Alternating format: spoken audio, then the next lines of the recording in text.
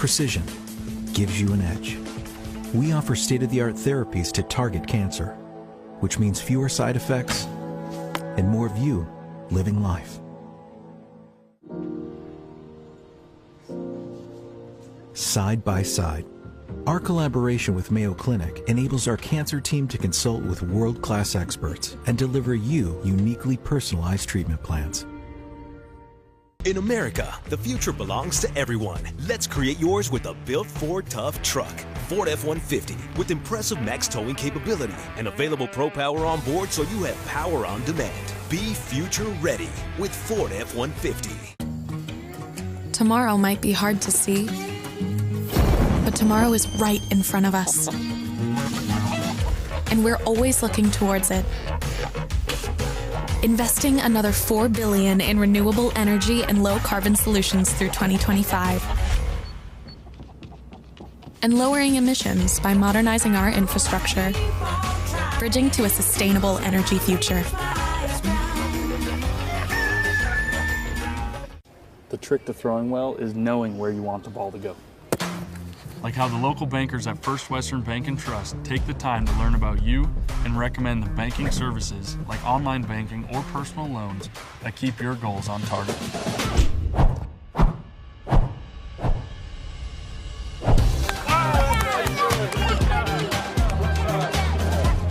First Western Bank and Trust.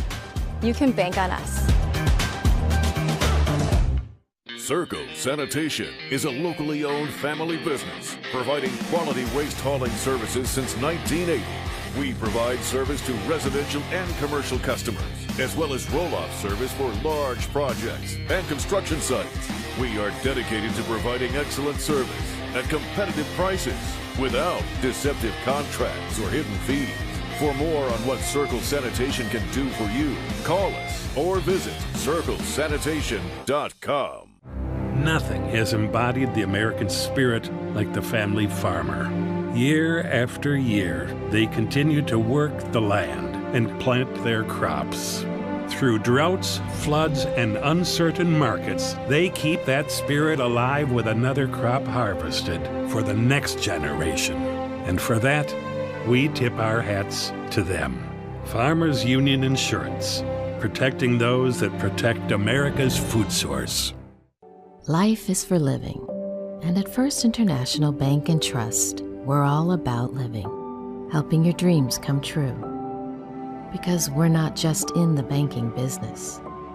We're in the first home business, the community sponsorship business, the how do I make this happen business, making your banking life easy so you can focus on what matters most.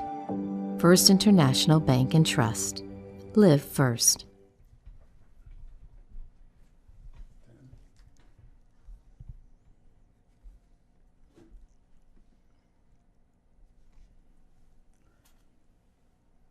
Hello and welcome into another episode of Tauros Tribune Live. I'm Ken Oda, Coby Brault alongside, and as we head into Christmas month and just get past Thanksgiving, Tauros fans have a lot to be thankful for.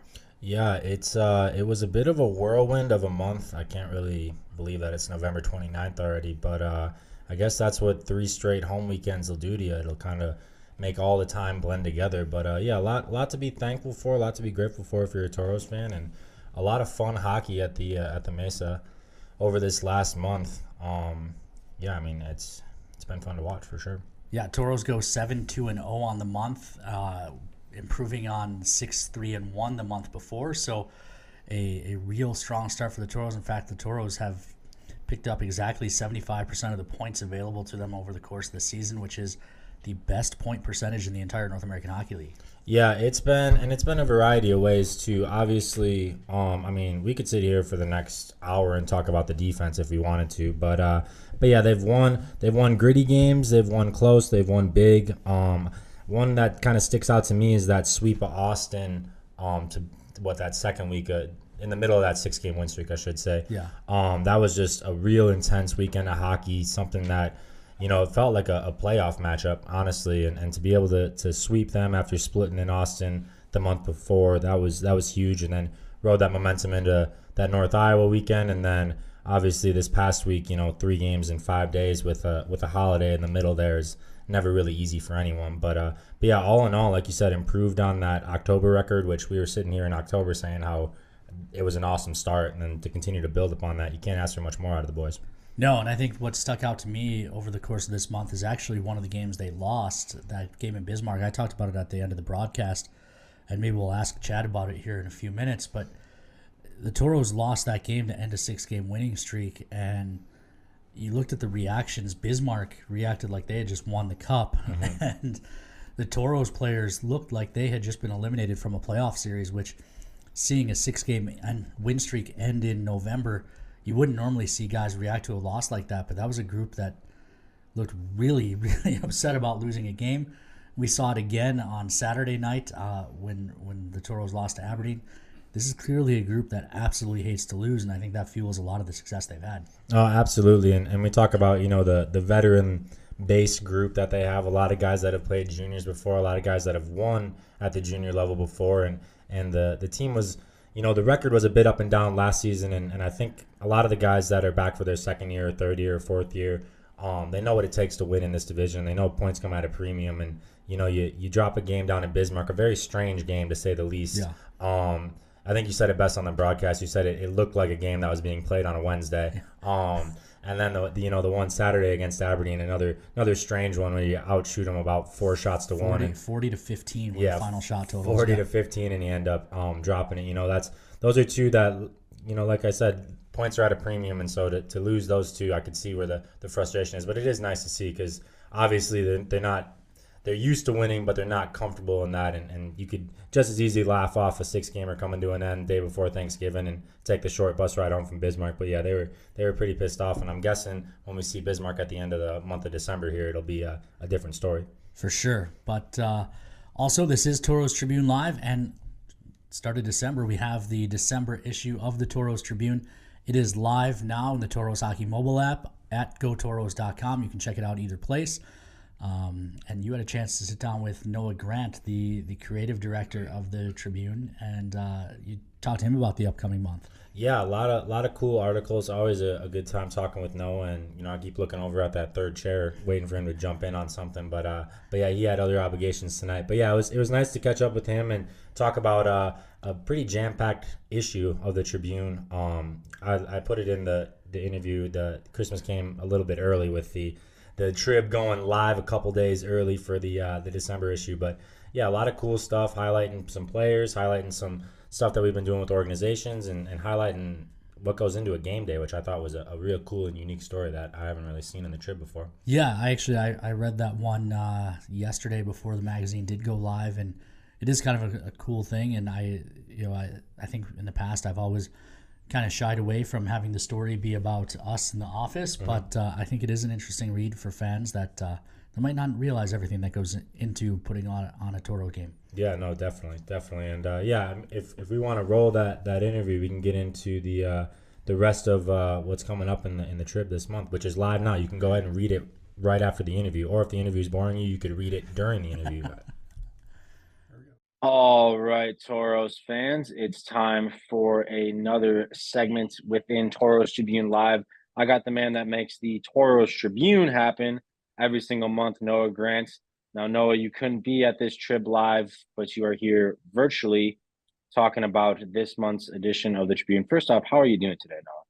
Well, I mean, to be fair, let's be honest, we recorded this a day before the Trib. So at this particular moment when you guys are listening to the Trib, I'm probably knee deep in work. So probably not too well. But as far as how I'm doing the Tuesday before, I'm doing really good, Cobes. And coming off of a franchise record 16 wins through the month of November, best in Toros history, the best start. I mean, what a great time to cover Toro hockey and be a part of this. I think there's a lot of people that maybe are new to maybe the Toros and don't realize that it's not like this every year where we're hot out of the gate like this. So hopefully it continues, and it's been a fun ride to be a part of it for sure.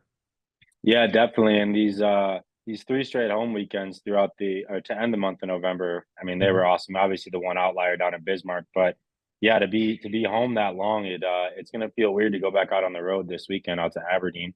But yeah, enough about the actual hockey. Let's talk about, what we're all here for, the Tauros Tribune. Obviously, great addition for the month of November, and we got a new one coming set to debut December 1, or I guess we'll get into the release date. But yeah, what do we got cooking in this upcoming Tauros Tribune?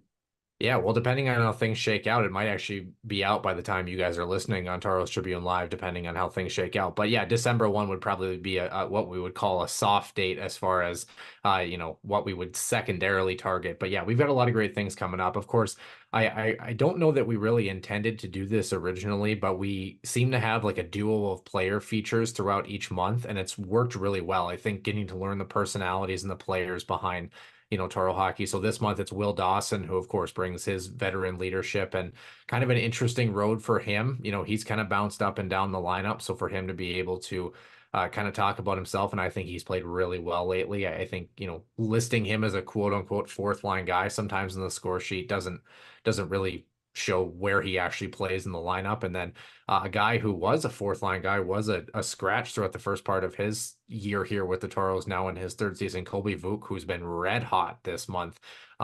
Great article on him, kind of talking about his background as well. He's also the feature for the best seat in the house as well. His game-winning goal against North Iowa, we broke that down, and pretty impressive what he's been able to do. As far as some other things to kind of look forward to, some great articles about the military and veteran groups that we partnered with over with the Toros. And I feel like, Coby, maybe before we get to the rest of the stuff, maybe you can speak to this a little bit.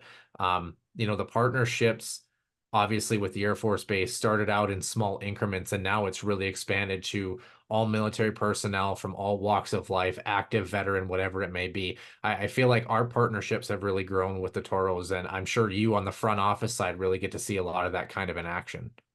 Yeah, absolutely. And one of the cool things for me is just it's unique to this city, right? Like everyone that when they think about Minot, the Air Force Base is always one of the first things that gets brought up. And for us to be able to partner with them as much as we do, and we're bringing groups in every night, different squadrons in every night, it seems like, and just to be able to have a nice place on a Friday or Saturday night for everyone to come and be a part of something.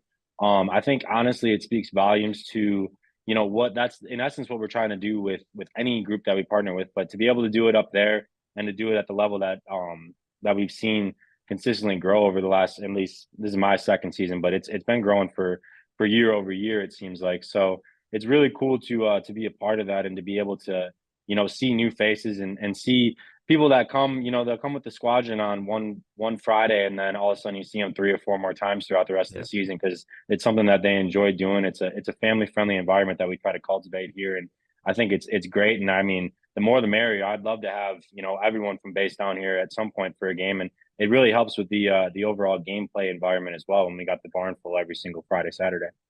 Yeah, I would definitely agree. I just feel like, you think about the 69th Bomb Squad and everything like that, and it was this small little group of guys that would, I mean, for lack of a better term, they do the pyramids at, the games and stuff like that. And now it's like you look over and it's just a sea of blue and yellow and all the jerseys, and it's really awesome.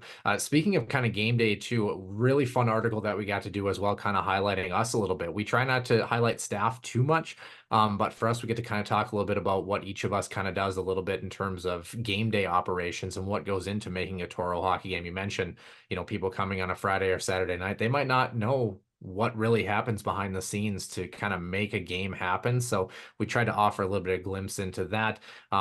Also, the newest addition, Sven Superfan, we've got some stuff kind of rolling out with him as we kind of transition into that as well. And then, of course, some really great events coming up on the ice as well. Teddy Bear Toss, the Booster Club Christmas Party. So many good things that are coming up, community-based as well, too, that you can get in if you're following the Toros for this month. So get your tickets now. I would definitely recommend it. But yeah, it's a great addition. And I think as we move forward, we're continuing to try to think of new things that we can add and tweak. The fact that we were at home actually in some senses makes it almost more challenging for us to work through some of the things for the Tribune, just because we are so busy at home. I feel like sometimes on the road, and I think players would attest to this too, you just kind of focus on the stuff that's necessary, the hockey stuff, and for us, things away from the ice that maybe we could do on the road trip down. So I think there's a lot of really great things coming through in the month of December. And then, of course, as we move into the new year, the Toros hopefully can stay red hot on the ice, so it makes it a lot easier to cover off the ice. Yeah, and that's the one thing I love about the Tribune, though, is that it's always changing. You know what I mean? We have, the staple articles. You're talking about the two features that we've been going at every month, but it's always something a little bit different and a little bit new. And I think that's really cool because it's just a different way to showcase, some of the stuff that we have going on off the ice. Like you said, some of the organizations that we get to work with, and it just gets to be kind of an extended mouthpiece for the organization itself. And that's something that's cool and unique, and something that you don't really see too much in junior sports these days. And kind of, piggybacking off that, you've taken this more leadership role when it comes to the Tribune, and a few months in, a few editions in, how do you think it's gone so far, and kind of what has been your favorite thing about having more of a hand in the design, the layout? It's UMB that kind of pull the strings behind the scenes, and then we all just kind of work to make it happen with you. So what are some of the things that you enjoy about that side? Well, I think first of all, the only thing that I wish I had more of was time. Obviously, of course, I don't work for the Toros full time, so to be able to dedicate even more of that, I think would continue to expand things. Would love some fan recommendations too, if you have things you like. But I think, like you mentioned, that interactability and the ability to change things on an ongoing basis. If you come up to me and you say, "Hey, we want to add this for this game only on this Friday night," and that's that, I can do that, and be able to kind of weave in and out. I think from my side of things, I mean, I didn't go to school for this. I'm not a graphic designer by any means. I just picked up Photoshop one day and started running with it. So to be able to have that translate into something that I can express my creativity and be a part of an actual organization with a great community behind it that supports everything around it. As I said in the first edition, I'm just a conduit for Toro hockey. But of course, I was a hockey player. I played for 20 years. So to be able to kind of know all sides of it now and be able to reflect that as, if I was a hockey player, how would I want to read this? If I was a parent, how would I want to read this? If I was a fan who knew nothing about Toro hockey and just happened to find our website, what would I want to know about the Toros? And I think to be able to encapsulate all of that in one edition per month, be able to update it regularly, and then also represent you guys, of course, as full-time staff and the team around you guys. It sounds cheesy, but it is an honor, because it feels so amazing to be a part of something like that. And maybe it's a small piece, but it's still something that, I take pride in, and I know a lot of us do as well too, to each contribute our small pieces. It's cliche, but it goes back to being a part of a team, whether you're on the ice or off the ice. We all make this organization happen, and it's just fun to really highlight that in very unique ways every month. Yeah, and I think you said it perfectly there, Noah. And the other cool thing, the last time we did Tauros Tribune Live, I got to talk to one of our other writers, Jeremy Pike, and he's never even been to Minot, and he gets to cover the team from afar. And the one thing he talks about is the community and the closeness of the organization itself, and how tight we work with the community. And so, like you said there, to be a part of it and to be able to work creatively within that space is something that I enjoy doing when I get to direct the broadcast. And I'm glad that you get to be a part of the home broadcast, and then you get to have this vessel, like we've been talking about, this space for you to kind of show off that creativity and continue to tell the stories that are worth being told on a year-to-year basis. And it also helps when, like you said, team gets off to the fastest start in franchise history. That makes it a little bit easier to write the stories. Everyone wants to talk about Toros hockey, so it's a really cool thing that we get to do, and I'm glad that you're enjoying it so far, because obviously we appreciate the time that you put in on the limited time that you have. Obviously, you have a full-time job up at Trinity, so to be able to contribute in any way is awesome, and we do really appreciate that.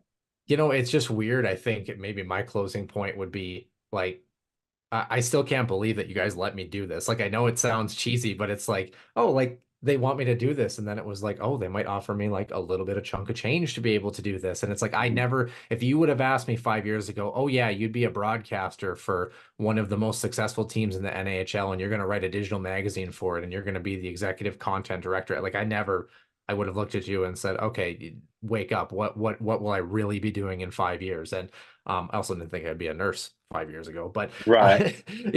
Life changes. And I think, it really feels, as you said, it's a community and it's a home where, I feel at home doing what we do. And I feel like that extends to our game day operations, our things within the community. And, people want to be around the Toros, and for good reason. Like you mentioned, they're doing really well on the ice, but I think the people off the ice, we really try to highlight that aspect of it in the Tribune. And I think that really comes out through who we are as a staff. So yeah, it's been an awesome ride. But yeah, either way, appreciate you taking some time to highlight what's coming up in the Trib. And Shoot, we'll probably see you in a week or so. I would assume. I mean, you're around pretty often, Yeah. but enjoy a rare off weekend. We haven't had too many of those. Not an off weekend for guys like myself or Ken Oda. We got to go down to the beautiful city of Aberdeen, South Dakota. But yeah, enjoy your off weekend, and we'll talk soon. All right. Yeah, appreciate it, Cobes. Take care. Thanks. Welcome back into the Bonfire Studios North. Always good to have a chat with Noah.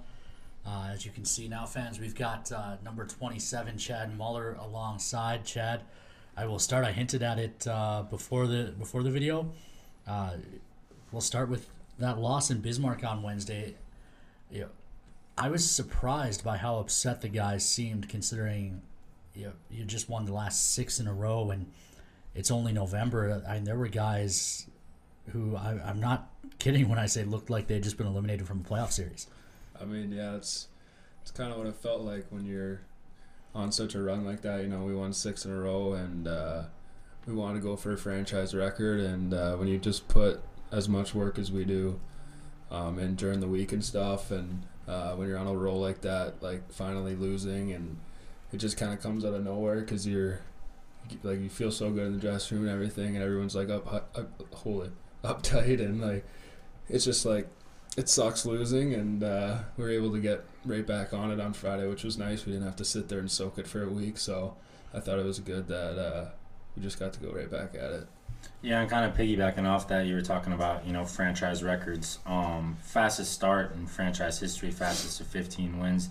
Obviously, first year here in Minot, but what can you kind of attribute to the success right out of the gates? I mean, it started at the showcase going, 4-1, and then just kind of built from there. Is it anything specific, or is it just kind of the guys vibing with each other? Well, I think it helps that, we have a pretty old team. A lot of guys might be the first year with the Tauros, but play junior hockey somewhere else. That always helps because you gotta learn how to win in other leagues and learn how to win in junior hockey. So I think that's a big thing. And the other thing too is this team's like really tight. Like we all love each other, and that's huge because like winning teams, like there's no issues like in the dressing room, stuff like that. Like everyone just loves each other. We go out there for each other, and we just all go for the same thing every night, and that's just 2 points, and no one cares who scores as long as we win, and that's the big thing for us. You mentioned a lot of guys having played junior other places.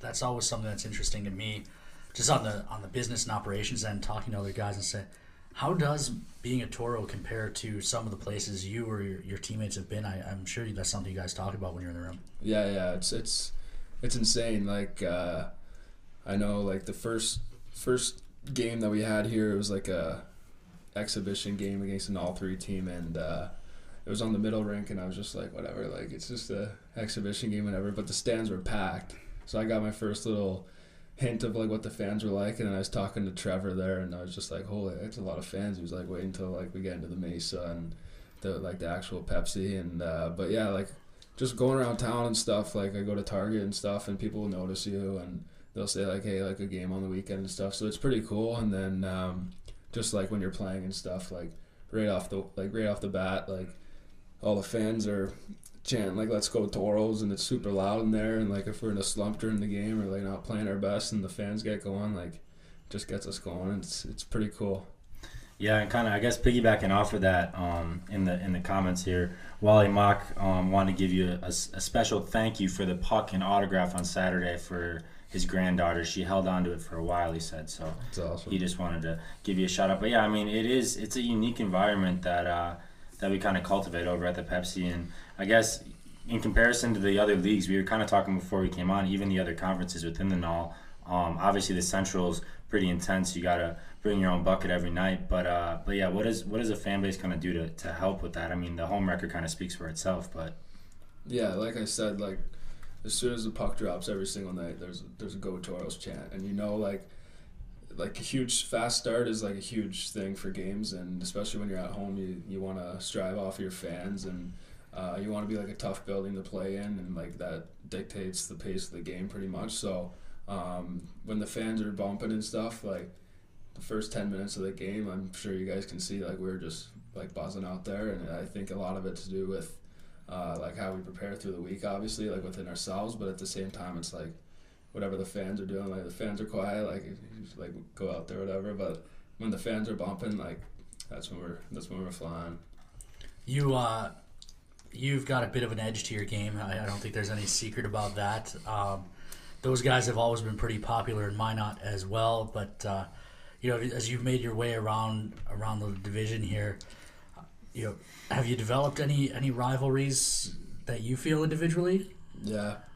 I feel like there's one guy in every single team that we like to go after all night. But it'll be fun to see how it progresses throughout the year. I'm sure I'll have to fight some of them at some point, but how does that build when you've got a stretch like we've got here? You played Aberdeen last weekend for 2, and now we're going down there. Does that stuff carry over game to game and weekend to weekend, especially when they're so close? Oh yeah, that's the best time. It feels like a little playoff series. Like during the season, you find something and you just build on each game and something to chirp about every single game. Like if they're getting scored on or whatnot, but yeah, they definitely build up during the year. Yeah, and I mean, I've only been around hockey for a few years now, but yeah, definitely one of the best chirpers that I've ever seen on your behalf there, Chad. But I kind of piggybacking off what you said there, Ken, and what you said, Chad. We saw it a few weeks ago against Austin. Down in their building, that Saturday night loss for the split. You could kind of tell the energy on the ice. It meant a little more to them, and then to get that sweep 2 weekends ago, is it easy to kind of piggyback off of last season where you have a captain that returns and stacks, you got a lot of second year guys like Swex and Noxie, and they kind of lay it out for you. Yeah, we got swept by these guys. Does it mean a little more when you walk in knowing all that, or is it just kind of every night come in, get 2 points, and get out of there? Yeah, it's a bit of both. It's like you take each game one by one, but at the same time you do remember like what happened the last time you played a team. And for us, it was kind of a weird game in Austin, that Saturday game, and felt like we didn't put our best foot forward. So when they were coming in, we knew it was a big weekend for us and them as well. But we were happy to get 2 of those wins. And like you said, like with the vets and stuff, they just kind of tell you about like the rivalry and who you really don't want to lose to in the division, like Bismarck, Austin. So everyone who's like new, like myself, like you trust those guys because they've been around, and you know that they're doing everything to win, and they want to win so bad because maybe I know it hasn't happened, but maybe Trevor's never beat Austin at home or something like that. You know what I mean? So right. you just play for each other, and yeah. With Teddy Bear Toss coming up the next time we're at home on December 16th there, have you played in a Teddy Bear Toss game before? And as a player, do you guys feel extra pressure to score when you know that that's coming? A little bit, but yeah, I've played in 2 Teddy Bear Tosses at home. I've played in a couple away as well. It sucks getting scored on me. Yeah, but the home ones, yeah, they're pretty fun. The building's rocking, and yeah, there's a little bit of pressure to score. You don't want to have everyone throw the teddy bears 3 minutes left in the third period because you're getting shut out. But yeah, it'll be fun. Last year we had over 1,400 bears, so we're hoping to cross 1,500 this year. But yeah, last thing I've got for you before we let you go, coming up here in a couple moments here, we've got Brady James was mic'd up during a practice. Goalies are always known to be a little bit weird. How do our goalies this year stack up with what your expectation of goalies are? It's funny. We were doing video today in the dressing room, and I sit beside Nortz, the one goalie, and Brady sits across the room, but for some reason they were both right beside me. I made a joke. I was like, why am I sitting next to the 2 weirdest people on the hockey team? But they're nothing like the typical weird hockey goalie. They're the greatest guys, and they're awesome to play with and be around the dressing room and stuff. Yeah, no, definitely, and it makes it easier, I'm sure, to play defense for those guys, and you guys make their life easier, and then they make your life easier by standing on their heads every Friday, Saturday. So with that, we'll hear Brady James was mic'd up. This was probably about 2 weeks ago now at practice. Hey, who's on my team? Red? Oh, sneaky. Oh, greasy save. Love to see a good breakout, a nice, good, clean breakout. Do you feel like the center of the world right now? I always feel like the center of the world. Can these guys not hit the net? Hopefully I don't like breathe too hard into the mic and it sounds like I'm out of shape. That's a good pickup. Ow. There's one thing about being a goalie. Sometimes you just get left alone. No one comes to talk to you. It gets lonely out here. It really does. See? Guy just passed by. Don't even say anything. A good chest save is always nice to make. Oh, it's all about intimidation factor. Oh, that one came off hot. Oh, that was right at my head.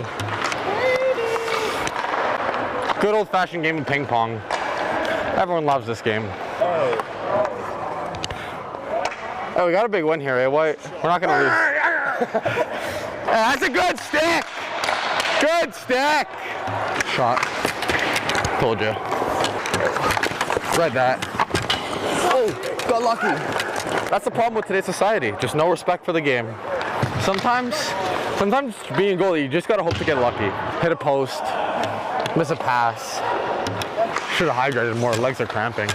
It's nice having people around. It's also lonely. Hey, 0 goals against. The boys, you love to see that. See, this is what I'm talking about. It just gets lonely. Standing here, talking to myself. Like, that's normal. Nope. There's no better feeling than reading a play, anticipating where the puck's gonna be. The save just feels nice and easy. Lonely. I'm Mr. Lonely. Didn't want the smoke. He didn't want it. All Swedish, no finish. Hey guys. Hey guys, if you guys want the best skate sharpening in all of Minot, hit up Hammer. No. Does the best job, I'm telling you. Top 3, maybe. 1, 2, 3, go! Good stuff as always from the mic'd up segments. Shout out to Sebastian Machado, who does the filming on those during practice and then chops them up and edits them together. It's a lot to go through, like an hour and a half of time out on the ice there, and condensing that to 3 minutes isn't always easy, but good stuff as always. Yeah, and I always wonder what the stuff that doesn't make the cut sounds like. I'm sure he'll put together a blooper reel of sorts further down the line. But yeah, Brady James, I can confidently say he is one of one. And yeah, we're very, very glad to have him on the Toros. I'll tell you that. Couple of off weekends for the fans. They don't have to come out to the Mesa, but they can still watch all the games now. New partner, the Rockin' Horse Saloon, out on the east side of town by the fairgrounds. Every Toro game, home and away, going to be shown there. Yeah, and it's a nice space, new ownership. They got a lot of stuff that they're doing new there. We met a couple weeks ago with them, and while we were there was construction all over the place. So yeah, a nice place to grab a drink and take in a Toros game. And yeah, like you said, a couple weekends on the road here, headed out to Aberdeen on Friday, Saturday, and then out to Austin. Kind of piggybacking off of that segment with Muller, we got Austin's Teddy Bear Toss is December 9th, and it would be a real shame if they were to get shut out that night. That would be I would hate to see that. Yeah, and then Toro Teddy Bear Toss coming, Shields Teddy Bear Toss, December 16th. We're home the night before as well on Friday night in North Iowa for both nights. Last chance to see the Toros before the Christmas break, so hopefully we see you all out there. Tickets are available now. GoToros.com, and should be a fun weekend with North Iowa in town. Toros 4-0 against the Bulls so far this year. Yeah, and don't be afraid to get tickets for Friday too. Obviously, everyone wants tickets for the Teddy Bear Toss. Everyone wants to throw the Bears, but you can still come out Friday. You could bring the Bear. The Bear could take in the game before it gets launched onto the ice on Saturday. But yeah, we'll be back home December 15th, 16th, and then off for Christmas. So it should be a great few weeks here, and hopefully some more points to be stacked up.